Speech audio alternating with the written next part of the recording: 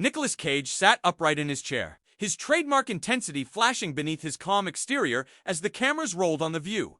The morning had started off smoothly, light banter. A few laughs about his upcoming psychological thriller, and even a playful jab from Joy Behar about his wild 90s hair. Cage handled it all with his usual enigmatic charm. But as the segment shifted toward a discussion on Hollywood ethics and personal responsibility, the energy in the room began to shift.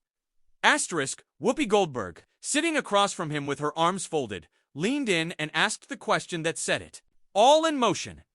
So, Nick, given your own past with some, let's say, colorful choices both on and off screen, do you think actors should be held more accountable for the roles they take and the messages those roles send? Cage blinked, clearly taken aback. He tilted his head slightly and paused, as if giving her a chance to backpedal. She didn't.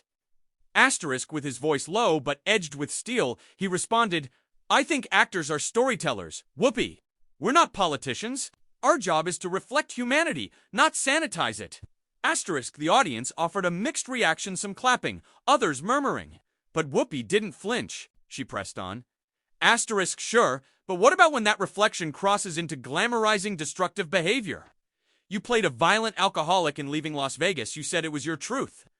Don't you think that portrayal might have romanticized addiction to some viewers? Cage sat still, his knuckles whitening around the edge of the table. That movie saved lives. It showed pain, it showed reality. Are you saying we should only make movies about well-behaved people doing respectable things? Sarah N. tried to diffuse the tension with a quick quip about superhero movies and moral clarity.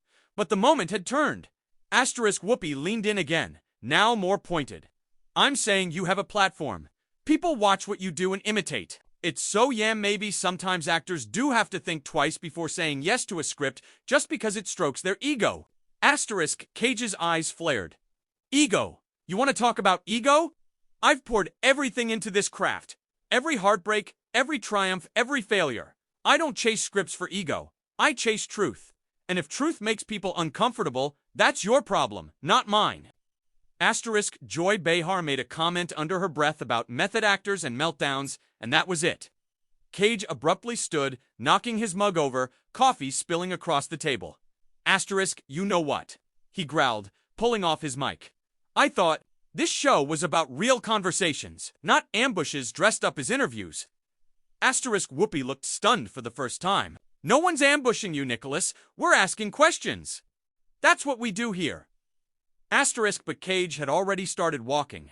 As the cameras kept rolling, he stormed off the set, his black leather jacket whipping behind him like a cape. The audience gasped, and producers scrambled off screen, uncertain whether to cut to commercial or keep the drama live. Backstage, a flurry of whispers followed. Some crew members stood frozen, others quickly shifted into damage control mode.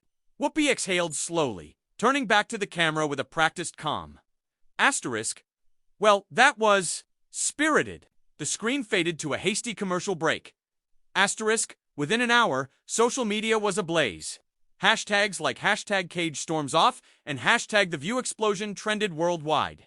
Opinions were sharply divided. Some hailed Cage as a brave artist standing up against judgmental media, while others saw him as yet another celebrity unwilling to be questioned. Back at the studio, a quiet tension settled among the hosts. During the break, Joy whispered to Sunny Hostin, he didn't just storm off, he erupted.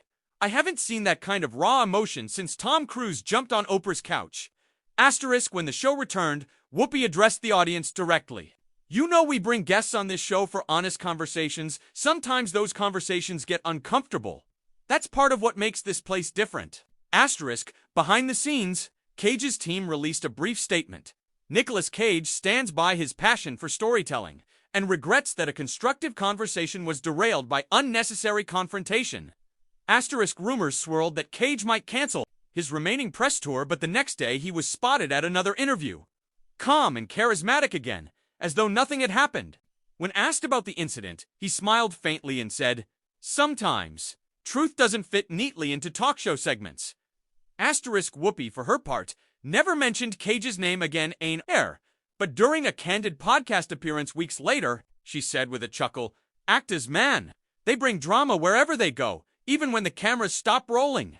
And just like that, The showdown between two icons of film and television faded into the lore of unforgettable daytime TV moments.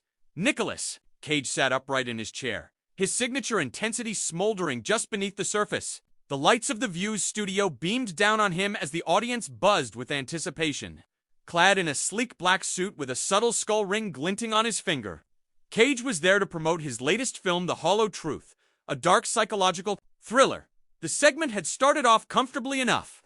Joy Behar teased him about his famously eccentric acting style. Sarah N. asked about his preparation for the emotionally demanding role. Even Sunny Hostin touched on his love of rare books and exotic pets, drawing a warm chuckle from the actor, asterisk, but that tone quickly began to shift when Whoopi Goldberg, seated at the end of the panel, leaned in with a pointed question. Asterisk, so, Nick, she began, her voice calm but edged with curiosity. You've taken on a lot of intense, sometimes controversial roles, addicts, criminals, even borderline sociopaths. Don't you think actors, especially ones with your kind of influence, should be more mindful of the impact those portrayals have on people watching at home? Asterisk Cage paused for a moment, his fingers tapping slowly against his knee, his brow furrowed. Slightly the studio grew quieter, the air sharpening with a subtle tension. Asterisk, well, he said slowly, I don't believe in spoon-feeding the audience moral lessons. I believe in portraying truth. And truth, he added, raising a finger, isn't always neat or comfortable. Sometimes it's ugly. But it's honest. Asterisk Whoopi didn't flinch. Sure, but isn't there a difference between portraying pain and glamorizing it? Cage's face shifted, still calm, but his eyes narrowed. Leaving Las Vegas was not a glamour story, he replied. It was a story about human suffering, about spiraling into darkness. You're saying people shouldn't see that? Asterisk Whoopi nodded thoughtfully, then said, I'm saying people see these movies and they internalize them. They watch these tormented characters and start to identify with them. You can't ignore that responsibility just because it makes the art more complicated. Asterisk Cage's tone remained cool, but there was an unmistakable fire beneath his words. Now, so what do you want me to do, Whoopi? Play a Boy Scout in every movie? Water everything down until it's meaningless? Asterisk Joy Behar chimed in with a half laugh. Maybe just once play someone who pays their taxes on time? The audience chuckled, but Cage didn't even smile. Asterisk, people are complicated, he continued. And if I take on a role that shines a light on that complexity, that doesn't mean I'm endorsing it. It means I'm exploring it. That's what acting is. Asterisk, Whoopi raised her eyebrows. Exploration's fine, but exploration without reflection is just indulgence. We've all seen actors fall in love with their own chaos. Asterisk, that hit Cage like a slap. He leaned forward slightly, hands now gripping the sides of his chair. You don't know what I've poured into this career. Every loss, every failure, every moment of joy or devastation, I've brought it to the screen. I don't owe anyone a sanitized version of reality. Asterisk Sarah N. tried to interject with a softer comment about the line between art and responsibility. But Cage wasn't finished. Asterisk, you want to talk about ego? You think I'm chasing scripts for ego? He laughed bitterly. I turned down blockbuster after blockbuster because they didn't say anything. I don't act to be liked, I act to be honest. Asterisk Whoopi stayed composed, but the tension was now palpable. You can be honest without being reckless, she said simply. Asterisk, that was the final straw. Cage's mouth tightened, and without another word he stood up abruptly. The audience gasped. His mug tipped over, coffee spilling across the glass table. Asterisk, you know what? He said, ripping off his microphone. I thought this show was about real conversations. Turns out it's just gotcha games wrapped in smiles. Asterisk Nick. Whoopi tried to interject, but he had already turned his back. Asterisk's Cage stormed off set, his long coat billowing behind him. Producers scrambled to the edges of the set, unsure whether to follow him or cut to commercial. Asterisk the hosts sat in stunned silence for a beat. Then Joy, wide-eyed, muttered, well, that escalated. Asterisk Whoopi exhaled through her nose and turned to the camera. We'll be right back, she said, the corners of her mouth tight. Asterisk, the screen cut to black.